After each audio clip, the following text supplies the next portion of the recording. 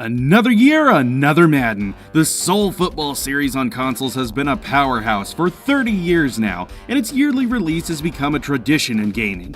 And yes, that's American football for all you cheeky viewers who love to feign confusion between it and soccer. Nonetheless, it's a bit strange that a league as popular, for better or worse, as the NFL would only have a single game coming out each year. In the past, we also had series like Tecmo Super Bowl and NFL Blitz. So is Madden truly the best series out there? Or is there a reason that it's the lone football game we get each year? The answer lies in the past, of course. Back in the 90s, SEGA had their own dedicated sports division called, what else? SEGA Sports. For a brief period, SEGA produced their own football games such as Joe Montana Football, but backed off once Madden made a major splash on the Genesis in 1990. They instead focused on World Series Baseball and Virtua Racing while EA continued to pump out Madden. Fast forward to 1999, and EA decides to abandon SEGA and their latest console, the Dreamcast. This left a huge hole for many sports titles that EA had helmed in the past, something that had been crucial to SEGA's success. While it's true that Sonic the Hedgehog had played a major role in the war against Nintendo earlier in the decade, it was actually the variety of sports titles and their versions being better than the majority of Nintendo's offerings that had persuaded many casual customers to go after the Sega Genesis in North America. Seeing the need for sports games on their console, Sega bought a little company called Visual Concepts and created the 2K series, with MLB, NHL, NBA, and of course, NFL 2K. Each of these series continued even beyond the Dreamcast, which Sega discontinued in 2001. Once Sega went third party, they brought their sports titles with them with a major focus on NFL 2K. NFL 2K4 was a defining moment for the series, as that's actually not the game's title at all. In 2003, ESPN NFL Football was released to critical acclaim. Sega had scored a deal with ESPN to include their commentary and presentation, which was a part of NFL 2K3, but now it was taking center stage. Among the many new features of ESPN NFL were stats and highlights from ESPN's own anchors, Chris Berman and Suzy Kolber, giving the game an authentic experience that hadn't been seen before.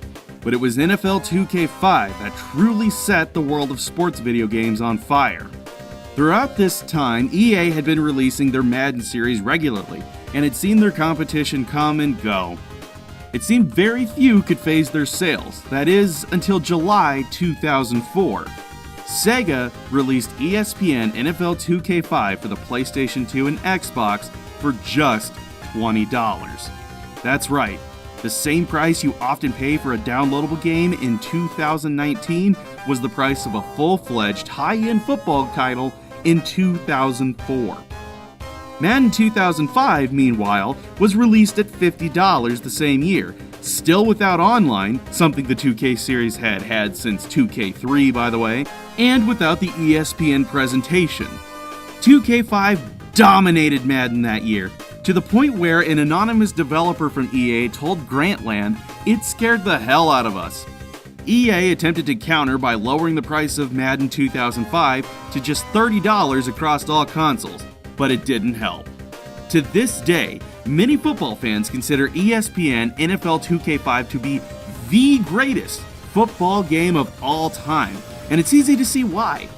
The depth in the gameplay, combined with the high level of presentation, plus features that still aren't in modern games, made for an experience that is yet to be reached. This is where the story should go, that the two companies and their respective divisions, EA Sports and Sega Sports, battled it out until ultimately the better game and company won. Sadly, this isn't that story, but it is Electronic Arts. In December 2004, EA and the NFL entered an agreement wherein EA would be the sole rights holder for the NFL and its Players Association. To make matters worse, EA also sniped ESPN and secured the rights to use their anchors and broadcast graphics in the Madden series. In one fell swoop, EA had completely killed off NFL 2K.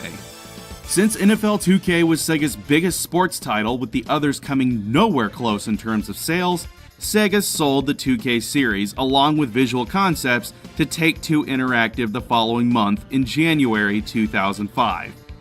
Take-Two immediately opened the 2K games we know today, and continued the NHL 2K series until 2011, and the Major League Baseball 2K series until 2013. They also, of course, continued NBA 2K, which has become a major yearly release in its own right, to the point that they actually did beat EA out, not through anti-competitive practices, but by making a much better game.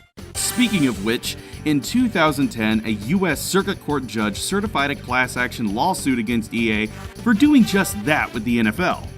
While the case was settled in July 2012 for $27 million, EA still held the exclusive rights to the NFL. And that brings us to today. If you love true-to-life, simulator-esque sports games, then maybe the largely EA-dominated market is for you. But for those of us who prefer our sports games a bit more arcadey, there's unfortunately almost zero choice. The tiny light at the end of the tunnel comes from June 2014, where it was said that the license would only last a couple more years.